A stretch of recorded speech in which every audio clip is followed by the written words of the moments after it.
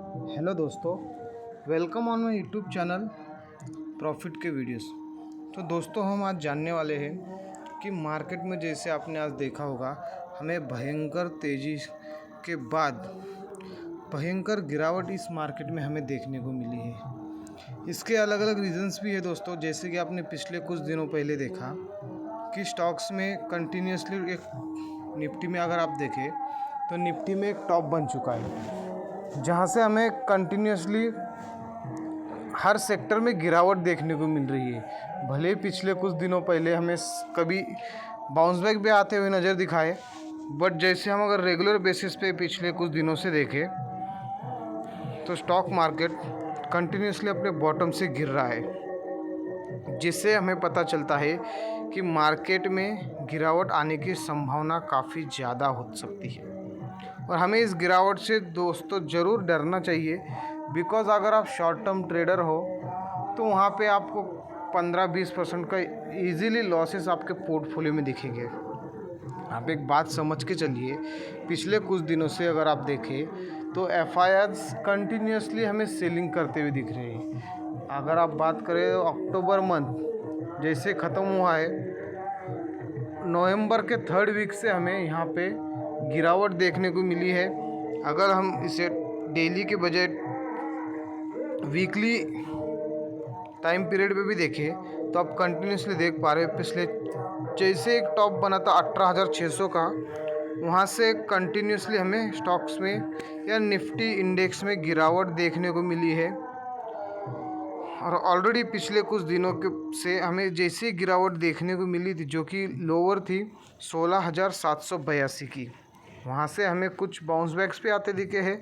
But आप देख सकते हो जैसे कि 16,800 का सपोर्ट लेके स्टॉक्स ने 17,800 की तरफ जाने की कोशिश ज़रूर की थी, बट स्टॉक निफ्टी 17,600 तक ही पहुँच पाया। वहाँ से फिर से हमें गिरावट देखने को मिल रही है पिछले एक वीक से। तो अगर आप शॉर्ट टर्म ट्रेडर हो या इन्वेस्टमेंट पर्पज़ से भी अगर मार्केट में बने हुए हो, तो आपको अपने पोर्टफोलियो में ज़रूर एक बार ध्यान देना चाहिए। जहाँ पे आपको अगर मान लीजिए इस गिरावट में आपको क्या करना है, आपको सबसे पहले अपने सभी स्टॉक्स की लिस्ट बनानी है और सिंपल सा आपको करना है। अगर आप कहीं पे प्रॉफिट में हो, तो बहुत ही अच्छी बात है, आपको प्रॉफिट्स बुक करने चाहिए। और मान लीजिए अगर कहीं पे आप कॉस्ट टू कॉस्ट हो, आपको प्रॉफिट नहीं है, लॉस भी नहीं है, तो वहाँ भी आपको स्टॉक्स में एग्ज़िट हो जाना चाहिए। अपने कैपिटल को सेव करना बहुत ही हमें ज़रूरी हो जाता है स्टॉक्स मार्केट में।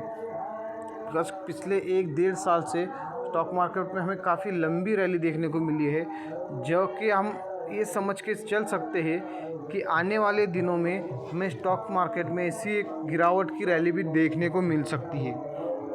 और ये सभी हम जो आपको बता रहे हैं, ये डेटा बेसिस पे हमने जानकारी निकाली है, जहाँ से हमें पता चलता है कि एफआईआर्स पिछले कई दिनों से कंटिन्यूसली सेल कर रहे हैं। तो ज़रूर हमें ऐसे स्टॉक मार्केट में इस गिरावट से डरना चाहिए। वहीं पे दोस्तों, अगर हम निफ्टी की बात करें तो निफ्टी नहीं, आप किसी भी इंडेक्स को उठाकर देखिए। जैसे कि आप देख सकते हो निफ्टी 100 है, जिसमें हमें 1.5-2% की mid cap BSE mid cap से, BSE स्मॉल कैप से आप देख सकते हो हर इंडेक्स में हमें तेज़ी से गिरावट देखने को मिली है। निफ्टी 50 में ऑलरेडी हमें निफ्टी नेक्स्ट 50 में आप देख सकते हो, यहाँ पे हमें 1000+ पॉइंट्स की गिरावट यहाँ पे देखने को मिली है। सभी सपोर्ट्स हमें यहाँ पे ब्रेक होते हुए नज़र आ रहे हैं। जैसे कि आप देख पा रहे हो, अभी भी स्टॉक निफ्टी 50 जो है निफ्टी नेक्स्ट 50 अभी जो आज के स्टॉक्स इस इंडेक्स ने जो क्लोजिंग दी है, बिल्कुल अपने सपोर्ट पे दी है। जैसे कि आप देख सकते हो, हमने सपोर्ट लेवल्स यहाँ पे ड्रॉ कर रखे हैं।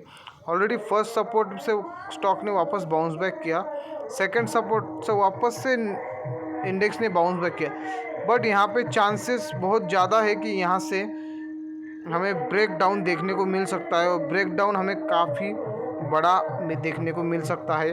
अगर निफ्टी नेक्स्ट 50 की बात करें तो यहाँ से हमें ब्रेकडाउन ऑलमोस्ट 1500 पॉइंट तक का डाउनफॉल यहाँ से दिखता है, जो कि काफ़ी बड़ी गिरावट हम इसे मान के चल सकते हैं।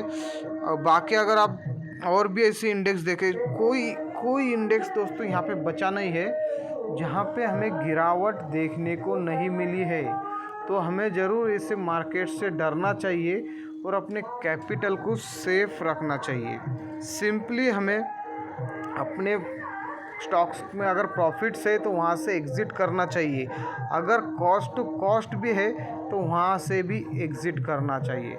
बट मान लीजिए अगर आपके पोर्टफोलियो में कोई ऐसे स्टॉक्स है जो ऑलरेडी 5% से ज़्यादा के लॉसेस में चल रहे हैं, तो सिंपली आपको वेट करना चाहिए, ना कि आपको लॉसेस बुक करना चाहिए। एक तरीका आप अपना सकते हो वहाँ पे, जैसे जैसे डेली मार्केट में गिरावट होती है वहाँ पे आप सिप के माध्यम से स्टॉक्स में बाइंग कर सकते हो, जहाँ से आपको एक अच्छा एवरेज देखने को मिलेगा। जैसे ही मार्केट रिकवर होगा तो वहाँ पे हमें अच्छे रिटर्न्स देखने को मिल सकते हैं, या तो फिर हम जल्दी मार्केट से कॉस्ट टू कॉस्ट एग्ज़िट कर सकते हैं। वही दोस्तों अगर हम बात करें कि मार्केट की जो गिरावट है कब तक रह सकती है, ऑलरेडी आपने देखा होगा कि यूएस मार्केट भी काफ़ी तेज़ी से गिर रहा है।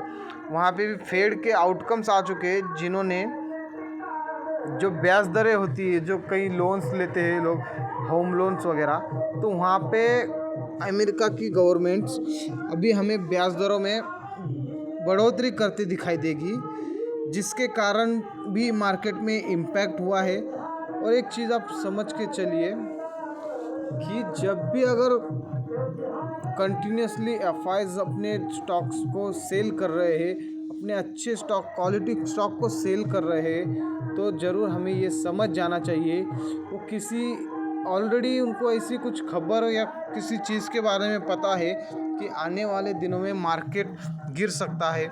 इसलिए जो बड़े इन्वेस्टर होते हैं, एफआईज जैसे इन्वेस्टर, वो अपने प्रॉफिट्स बुक करते हैं और एग्ज़िट होते हैं, कंटिन्यूसली सेल करते हैं। तो हमें ज़रूर उनकी इन बातों को समझना चाहिए और उन्हें फॉलो भी करना चाहिए, क्योंकि काफ़ी मंझे हुए इन्वेस्टर होते हैं। तो इसलिए हमें समझ जाना चाहिए कि हमें अपना सबसे पहला प्रायोरिटी बेसिस पे हमें अपना कैपिटल बचाना है, ना कि हमें गंवाना है। जैसे कि आप देख सकते हो, हम अभी लाइव है डाउ जोन्स की तरफ हम देख सकते हो। डाउ जोन्स की अगर बात करें तो आप देख सकते हो डाउ जोन्स में अभी भी हमें 500 पॉइंट्स के करीब हमें गिरावट देखने को मिल रही है, जो कि काफ़ी बड़ी गिरावट हम इसे कह सकते हैं।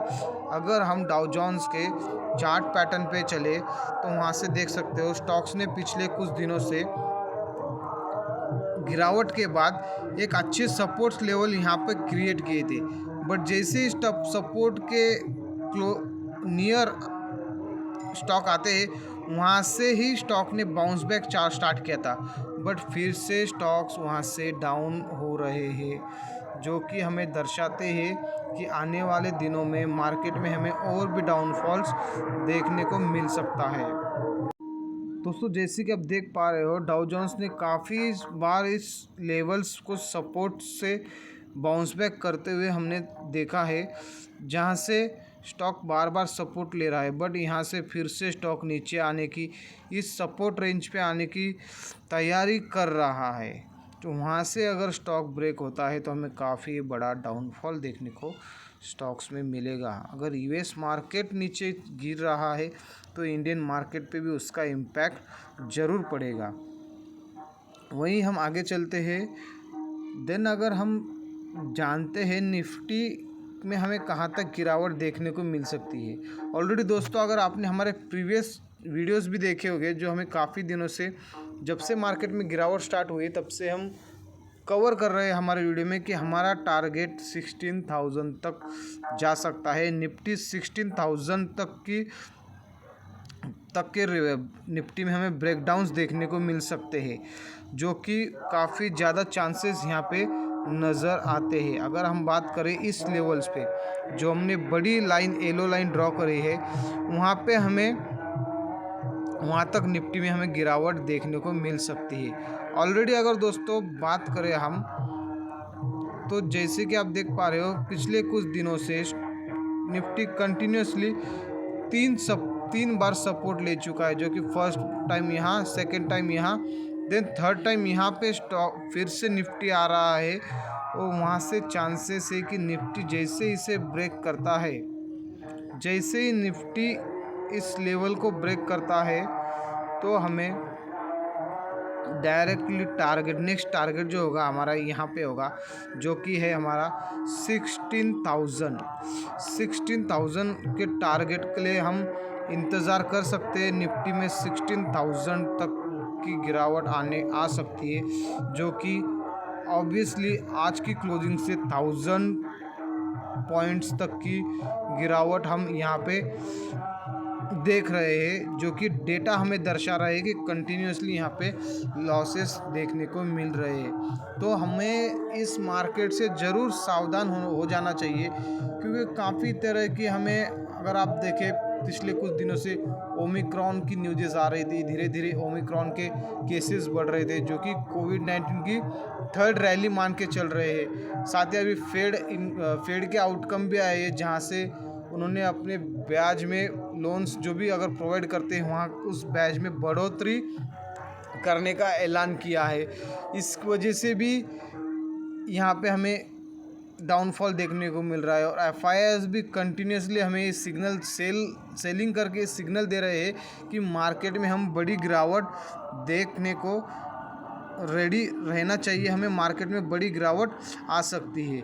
और अभी मार्केट की अगर गिरावट की बात करें तो 16,000 तक मार्केट आने की तैयारी कर रहा है, जो कि नेक्स्ट टारगेट होगा निफ्टी का 16,000। वहीं पे अगर हम निफ्टी बैंक की बात करें, जहाँ पे हमें करीब 1000 पॉइंट्स का डाउनफॉल देखने को मिला है, तो अगर आप देखें तो आज जहाँ से निफ्टी ने सपोर्ट लिया है, जहाँ पे बैंक निफ्टी ने सपोर्ट लिया है और ऑलरेडी एक रेजिस्टेंस के हिसाब से काम कर रहा है, जहाँ पे स्टॉक्स ने अभी सपोर्ट लिया है। अगर मान लीजिए अगर यहाँ से निफ्टी बैंक ब्रेक होता है, तो हमें निफ्टी बैंक का जो नेक्स्ट टारगेट होगा, इजीली हमें यहाँ से निफ्टी बैंक 30,600 के तरफ जाते हुए दिख सकता है, जो कि काफ़ी बड़ी गिरावट मानी जाएगी। फर्स्ट ऑफ ऑल हमारा जो डाउन साइड का जो टारगेट होगा, वो होगा ऑलमोस्ट यहाँ के रेसिस्टेंस से, जो कि 30,000 के करीब हमें दिख रहा है। यहाँ पे हमें जो हाल ही का है 35,600 का सपोर्ट लेवल, देन उसके पास हमारा नेक्स्ट सपोर्ट लेवल होगा 33,000 का। तो हमें बहुत जल्द 33,000 तक के 33,000 तक के डाउनफॉल्स निफ्टी बैंक में आते हुए दिख सकते हैं, जिसके चांसेस हमें काफ़ी ज़्यादा लगते हैं। काफ़ी नेगेटिव न्यूज़ेस मार्केट से आ रही है, बट दोस्तों अगर आप इन्वेस्टर हो तो आपको बिल्कुल सही अपॉर्चुनिटी है, यहाँ पे बाय करके बैठना चाहिए। लंबे समय के लिए आपको ज़रूर पैसा बनेगा। इन्वेस्टर्स के लिए यहाँ पे कोई भी दिक्कत नहीं है। ये दिक्कत होगी जो शॉर्ट टर्म ट्रेडिंग करते हैं, कुछ महीनों की ट्रेडिंग करते हैं, डे टू डे ट्रेडिंग करते हैं, उनके लिए ज़रूर यहाँ पे दिक्कत हो सकती है। तो उन्होंने ज़रूर अपना प्रॉफिट्स बुक कर लेना चाहिए, या तो फिर कॉस्ट टू कॉस्ट एग्ज़िट हो जाना चाहिए और सिंपली कैपिटल को सेव करना चाहिए। और मार्केट को 2 वीक के लिए मिनिमम, आने वाले 2 से 3 वीक के लिए सिर्फ वॉच लिस्ट में ऐड करके उसे वॉच करना चाहिए। जैसे ही आने वाले जनवरी मंथ में, न्यू ईयर में 8 से 10 जनवरी के बाद जैसे रिजल्ट्स आने स्टार्ट हो जाएंगे, थर्ड क्वार्टर के रिजल्ट जैसे ही आने स्टार्ट हो जाएंगे, वहाँ से हमें धीरे धीरे मार्केट में तेज़ी बनती हुई दिख सकती है। तो दोस्तों ज़रूर हमें संभल जाना चाहिए इन सब चीज़ों से, बिकॉज़ अगर मार्केट में एफआईज की सेलिंग प्रेशर ज़्यादा हो रही है, तो ज़रूर हमें मार्केट से एग्ज़िट हो जाना चाहिए। अगर हम चलिए आगे चलते हैं, हम वीडियो में जानेंगे कि एफआईज की सेलिंग प्रेशर किस लेवल तक हमें दिख रही है। दोस्तों, जैसे कि आप देख पा रहे हो, हम आपको जो डेटा के बारे में बताने जा रहे हैं वो एफआईज की सेलिंग प्रेशर जो कंटिन्यूसली बढ़ रही है 1 दिसंबर से। आप देख सकते हो कंटिन्यू एफआईज यहाँ पे हमें सेलिंग करते हुए नज़र आ रहे हैं, जहाँ पे कभी भी एफआईज ने बाइंग नहीं करी है। जहाँ पे कंटिन्यूसली आप देख सकते हो 3,500 CR तक की सेल्स कंपनी ने यहाँ पे सॉरी एफआईएस की तरफ से यहाँ पे हमें कैश सेगमेंट में सेलिंग प्रेशर देखने को मिल रहा है। कंटिन्यूसली स्टॉक से सभी सेल करके एग्ज़िट होने की कोशिश एफआईएस कर रहे हैं। सभी तरफ से सेल का माहौल बना हुआ है। तो हमें इसी डेटा बेस पे समझ जाना चाहिए कि स्टॉक में हमें ज़रूर, अगर एफआईएस स्टॉक्स को बेच रहे हैं तो कुछ सोच समझ के ही बेच रहे होंगे, जिन्हें ऑलरेडी इसकी आइडिया आ चुकी है कि आने वाले दिनों में स्टॉक मार्केट में गिरावट हो सकती है।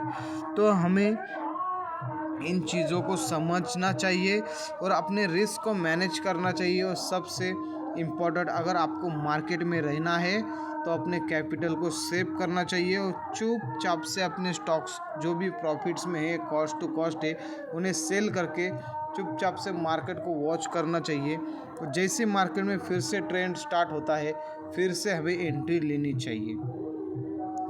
तो चलिए दोस्तों, मिलते हैं हम हमारे नेक्स्ट वीडियो में इसी तरह की स्टॉक मार्केट के अपडेट्स लेके। अगर आपने हमारे चैनल को सब्सक्राइब नहीं किया है तो प्लीज़ सब्सक्राइब करिए और पास वाले बेल आइकन को ज़रूर प्रेस करिए, ताकि आने वाले हर वीडियो की अपडेट आप तक टाइम टू टाइम पहुंचते रहिए। मिलते हैं हमारे नेक्स्ट वीडियो में। Thank you.